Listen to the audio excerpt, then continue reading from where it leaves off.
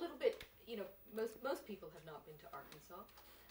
Describe the, you know, the forests and the land a little bit. I mean, I know it's pretty full of snakes and swampy, and maybe you could just describe what it was like physically.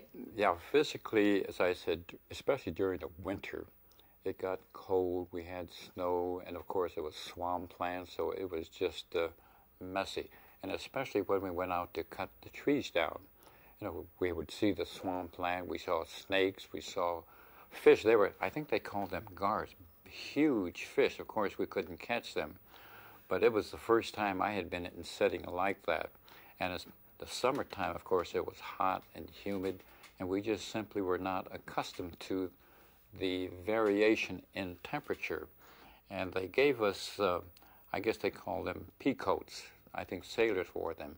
And they were of great help because we just did not have clothing suited for temperatures like that. But it was interesting going out in the forest because, as I said, we saw snakes and the large garfish and other kinds of things.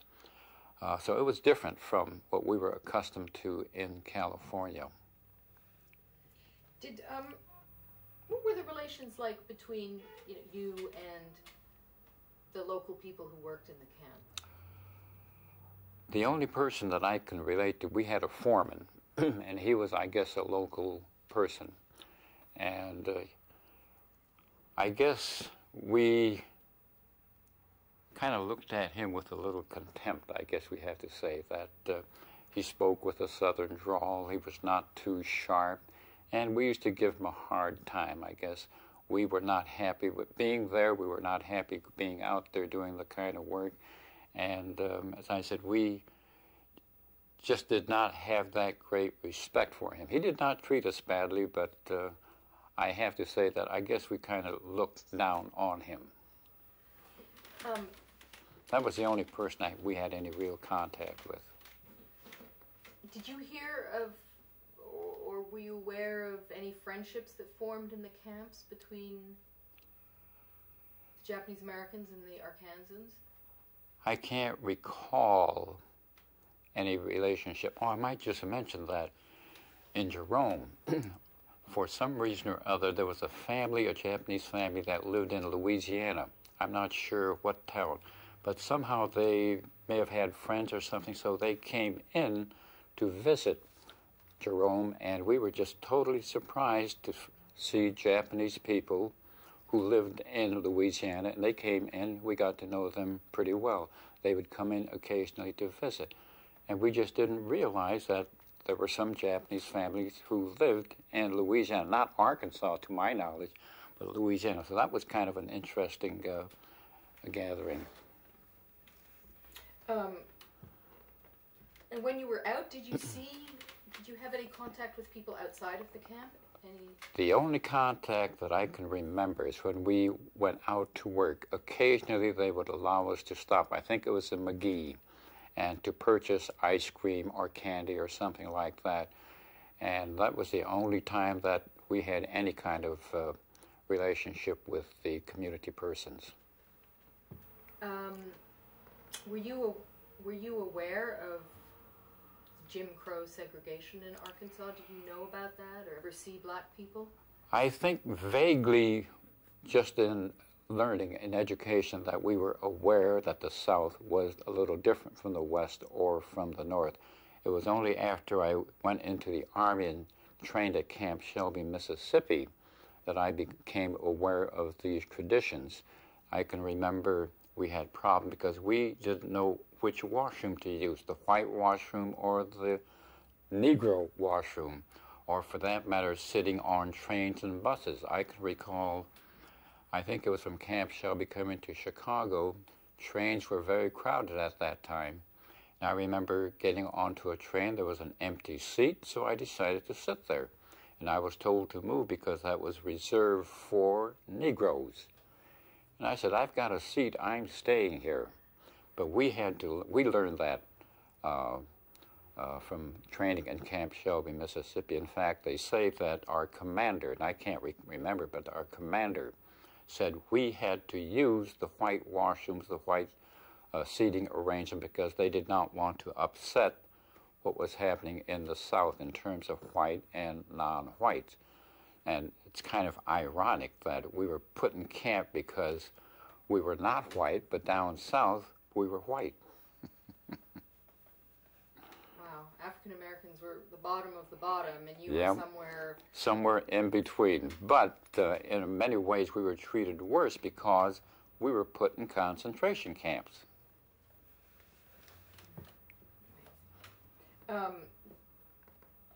Let's just cut for 1 second.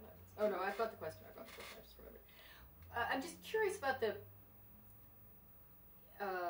security at the camp. I mean, were there armed guards? Were there? I know there was barbed wire, right? And can you just describe in the sentry towers and how much there was over? there was barbed wire surrounding the camp. They had watchtowers with armed American soldiers with rifles pointing in. Now, our former Secretary of Defense, Assistant Secretary of Defense, John J. McCloy, when he testified during the federal hearings, he made the mistake of saying that the machine guns and rifles were pointing out to protect us from the white residents of the community. They were pointing in. From what I have read, they shot and killed at least 10 persons of Japanese ancestry, perhaps for getting too close to the barbed wire.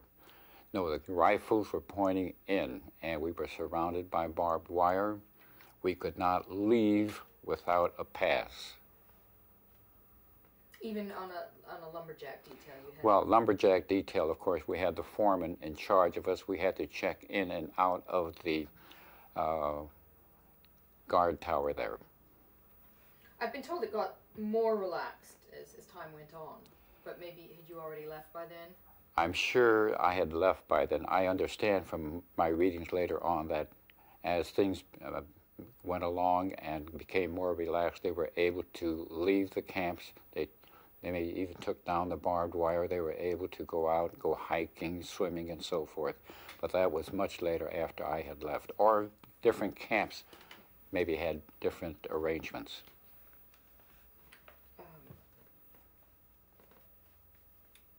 Okay, let's cut for 1 second.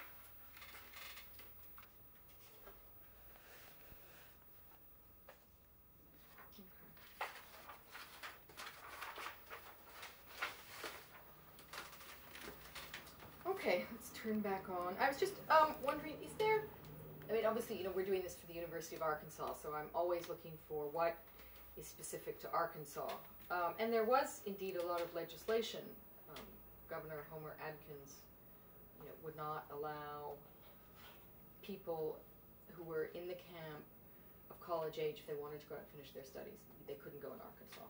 And they wanted to pass a law that Japanese Americans couldn't own land, and he wouldn't allow you even to go out on work details. I mean, were you aware at all of another level of prejudice against you in Arkansas, or?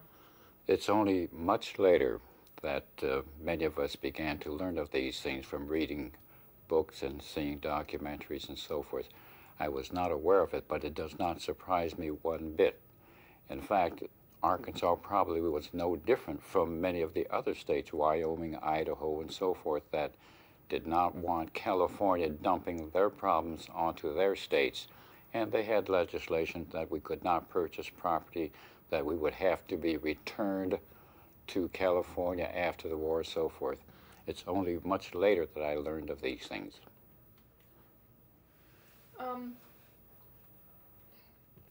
And you were given a loyalty questionnaire. Did you have to do the loyalty questionnaire? Oh yes, we had to answer the loyalty questionnaire, and of course the big problem there was question 2728, and of course we all, my friends, we all said yes, yes. In fact, as I mentioned earlier, that 5 of us volunteered for the United States Army from the concentration camps.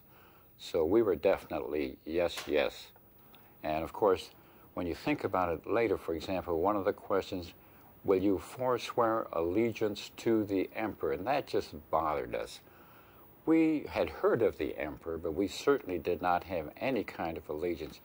I think one of the problems with these United States, they really don't understand communities of different ethnic groups, and that's even true today.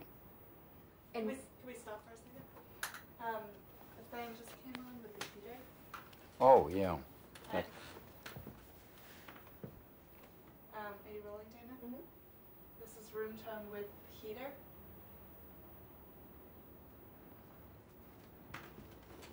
You have to think of all these things. Yeah. Sorry, I didn't explain it. What we're going to do is just be silent for about 30 seconds Yeah. and record the sound. Okay. 20 seconds.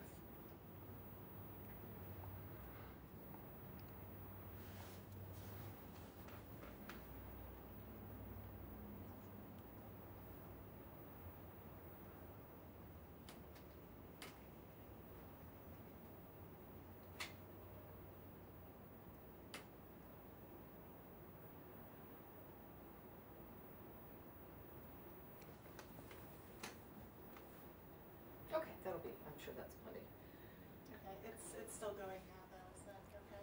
For the interview? It's going to shut off in the middle It'll of the shut off answer. in the middle of his answer. Which would be bad. Oh, I didn't really know what the problem was with this. Here's the Can we just turn it off? It's We turned have, off. but it takes a second for it to actually turn itself off. Oh.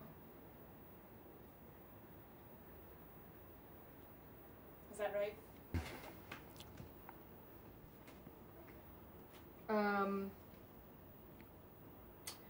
Tell me about the other question that you had to answer. There was for swear allegiance, the emperor. The other one was, would you something like, would you go anywhere in the world and fight or something? Yeah, something like that. I can't recall the exact wording, but that you would be loyal to the United States and to defend the United States against all enemies. And of course, in our case, it just went off. in our case, at least the four fellows and myself, we had volunteered for the Army, so there was no question that we would defend our country. Had you volunteered before the loyalty oath? You were asked to fill in the loyalty Now, it questionnaire? seems to me that I can't recall whether it was really basically the same thing, that when they came out with the idea of forming a segregated unit, they then decided, well, this would be a way also of using this to screen people so they could leave camp. So it had to be one and the same, so to speak, that the questionnaire and volunteering for the Army. Now, volunteering for the Army, I'm sure you had to sign something else saying, I wish to volunteer for the segregated unit. So, why did you join? Why did I volunteer for the United States Army, a segregated unit, after they had put all of us in a concentration camp? That's a good question. Even 60 some odd years later, I think about it. I think what happened, we used to hang out, a group of guys, maybe 10 or 12 guys. We would play football and baseball. We would go to dances. And we would always come back to Esau's apartment because he had a great collection of Harry James, Glenn Miller, Woody Herman. And as I said, we hung out, and we probably got to talking about, let's join. As sometimes you see in movies, a group of guys say, hey, let's go join up. I think to some extent that was probably what happened. But as I mentioned before, my dad was in a federal detention center separated from the family. Babe Okura's father the same way. I think that was one reason, too. We felt that this might help get our fathers back to the family. And we were also aware that this was, in a sense, putting us to the test. I think I'm going to ask you to go back and do this question again, if you don't mind. Just answer again. Okay. And only talk about yourself, not about... You can say about how you... About the bit about the guys, but you say it was my decision. I thought that, just because the wheels sound a little strange out of context, okay? Okay.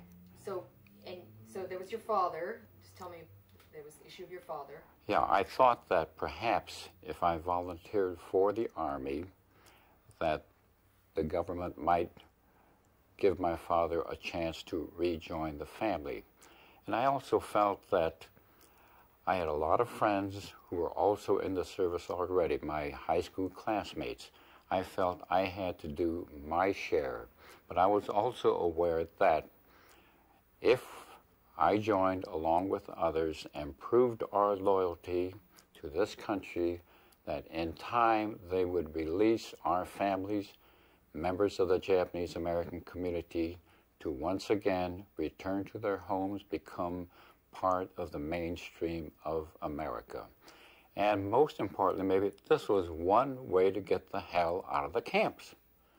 It was a boring, stifling existence, and we just felt this is one way to do it. We'll prove our loyalty and by joining and fighting for this democracy. It just occurred to me as you were speaking that, of course, you didn't know how long you and your families would be held in the camps. We had no idea what was in our future. When you think back to the experience of the first people, Native Americans, they're still on reservations. We didn't know whether we would be on reservations or they would send us to Japan. We didn't know what our future held. This was the only country we knew. This was home. And we felt that we had to take that chance of proving our loyalty, perhaps then once again becoming part of mainstream America. Excellent. Tell me, just we're not going to follow too much, the extraordinary career of the 442nd. But tell me briefly just about joining and life in a segregated unit, and then maybe just take me to when you served in Europe, right? Mm-hmm. Get me to Europe. Okay. I volunteered for the segregated army unit called the 442nd Infantry Regimental Combat Team. I volunteered with 4 good friends, Iso Masuda, Babe Okura, Harry Oda, and Ted Yasunaga. Once we had volunteered, we left for Chicago because we wanted to enjoy perhaps a few weeks of freedom before going into the Army. And one by one, the others were called. They went to Camp Shelby, Mississippi. For some reason, and I still remember writing to the War Department, the U.S. Army, I kept waiting, and I didn't get my call. And the others had already been called. Finally, I can't remember the date, but finally I was called. But by that time, the others and the original 442 had gone to Europe. But I trained at Camp Shelby, Mississippi, along with other Japanese Americans. We were probably the first replacements for the 442. And again, Camp Shelby, Mississippi, we learned a lot about Southern way of life, that they had segregated restaurants, washroom facilities, and so forth, and we had to learn to abide by that. But finally, I was sent overseas in October, I should say, and I look forward to seeing my friends with the 442. And we joined them, I think it was early November, and they had just pulled back from the rescue of the Lost Battalion. And I went looking for my buddies. And there were maybe 20, 25 left in companies. It was a cold, dreary day. I went looking for them. Finally, I learned that Babe and Iso had been killed in action. I have to tell you, that was the saddest day of my life. And I still remember, even today, it brings tears to my eye when I think about that day. But after that, the 442 was in what they called a Champagne campaign. It was a defense move along the Italian and French Alps. But after that, we were once again returned to Italy to break through the Gothic line. And that was my real first experience in combat. And they say that there was a division trying to break the Gothic line for about 6 months. We made a night attack scaling, I think, a 3,000-foot steep mountain. And we surprised the Germans, and we were able to take them. I might add that one of my small claims to fame is Senator Daniel Inouye was my platoon leader. And I was with him the very day that he lost his right arm, earned the Distinguished Service Cross, later upgraded to a Congressional Medal of Honor. But I remember those days, and they were horrific. If you ask any soldier, especially in foxholes, there are no atheists in foxholes. But I still remember the day I went looking for my buddies and found and learned that they had been killed in action. Did the government release your father after you joined? My father was allowed to rejoin the family in Jerome later. So he did finally get together with the family, but that was after I had left for the Army already. Now, was that because you joined, do you think? When I looked through the stacks of information that I received from the Freedom of Information Act, there's nothing to indicate why. They had a parole hearing. They decided that he was okay to be returned to his family. So I have no idea whether that, in fact, influenced a decision or not. And you went to visit them before, because you have this photo. Can you tell me about that visit with your parents? The photo that you have there, just before going overseas, you know, most guys, they go to their hometowns or wherever to visit their family, their girlfriends. Most of us, like me, I went to visit my parents, my family, in a concentration camp. And that's the irony. Going to visit your parents in a concentration camp just before going overseas to defend this great democracy. That's the way I spent my furlough.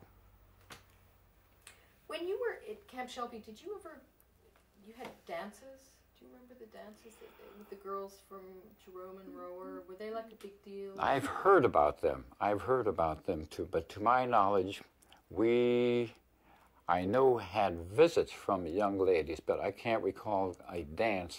But I remember some of the young ladies coming from Jerome, and I know that some of the guys used to go up to Jerome or Rower. I went there too, but to visit my parents before going overseas.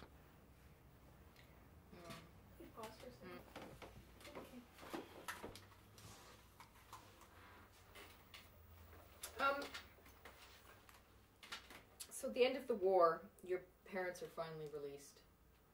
I expect you were in Europe at that point. Were you still in Europe?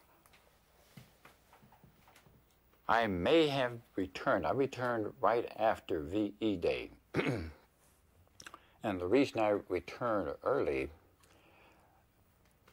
the war was still going on in the Pacific, and they still needed some Japanese-American interpreters. So they asked for volunteers after VE Day from the 442 if there were some volunteers who would like to return to the States, go to Fort Snelling, the Military Intelligence School, and then go to the Pacific. And I volunteered along with a handful of others. And so we returned right after VE Day to the States.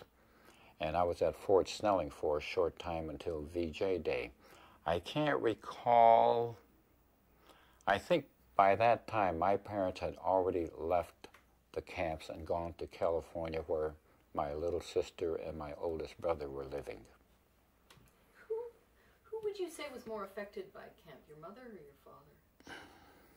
That's a good question. I regret that because of our inability to communicate because of English and Japanese, that we could not really discuss in depth how we felt about what happened to all of us. My guess is that my father was probably affected more. As the male breadwinner, for example, head of the household, all of a sudden to be taken from that and to wonder what was going to happen to his family. My mother happened to be a very devout Seventh-day Adventist person. So she had her religion to help her. But I think, although my father never discussed it, that it probably hurt and affected him much more. And in fact, after being released, he was too old to begin, once again working. He had to rely on his children. And I'm sure that had to hurt him. He'd never said anything, but I'm sure it had to hurt his manhood, his pride. So I would guess my father much more than my mother. He really lost a lot. Oh, when I think about it now, just a terrible, terrible thing to happen to a father, especially when he can't take care of his family. It must have been so frustrating. So your life turned out pretty differently, probably, or do you think your life turned out differently because of your experience in camp? Yeah, I think about that a lot. What would things have been like if we had been allowed to proceed like all other Americans? And I know that there was a book recently published by some professor that this dispersal of the Japanese American community was in fact good for us, that we were able to come to places like New York, Chicago, Philadelphia, to openings that were not open to us back on the coast. I disagree with them wholeheartedly. I think that they, for example, this project in Arkansas, Life Interrupted, I think that's a great title. But they not only interrupted our lives, they really, in a sense, philosophically speaking, they killed us. Not literally, but figuratively. They killed us. And I'm surprised that we have survived as well as we did. But I think that if we were allowed to live on the West Coast as all other Americans, when you think about the appreciation of real estate property in California, so many people lost property that they had at that time. We would have been, I think, much, much better off if we had not had this to interrupt our lives. Sorry, speaking of interrupting, I need